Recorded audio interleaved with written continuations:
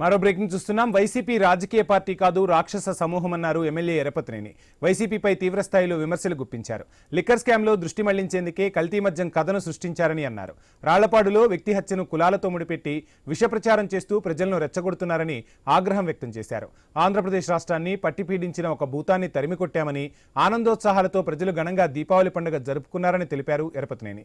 YCP అధికారంలో ఉన్నా లేకపోయినా వారి ధోరణి నాశనకారిగానే ఉంటుందని ఆరోపించారు ఎరపతినేని శ్రీనివాస్. నకిలీ మధ్య ఉంది. మీరు 1924 మధ్య వేల కోట్ల రూపాయలు నకిలీ మద్యాన్ని ప్రజలకి అమ్మి ప్రజల ప్రాణాలు తీసి ఎన్నో లక్షల మంది మరణానికి, ఎన్నో లక్షల మంది అవయవాలు డ్యామేజ్ కావడానికి కారకులైన మీరు ఈరోజు ప్రభుత్వం సిట్టేసి ఎంక్వైరీ చేస్తూ ఉంటే, మీ కోసాలు కదులుతూ ఉంటే, మీ కొంప వైపు చూపిస్తూ ఉంటే, దాన్ని డైవర్షన్ చేయడానికి ఇంకో నకిలీ మద్యం అనేది మీరు తెరవేసి తెచ్చారు. ఎక్కడుంది ఈ ప్రభుత్వంలో నకిలీ మద్యం? వైసీపీ ఒక రాజకీయ పార్టీ కాదు. అది రాజకీయ పార్టీకి ఒక ప్రణాళిక ఉంటుంది, ఒక లక్ష్యం ఉంటుంది. రాక్షసుల వల్లే ఈ విధంగా ప్రవర్తించే విధానాన్ని, అందుకే ఇది రాజకీయ పార్టీ కాదు వైసీపీ, లంపెన్స్ గ్రూప్ అని నేను దొంగల ముఠా ఇది.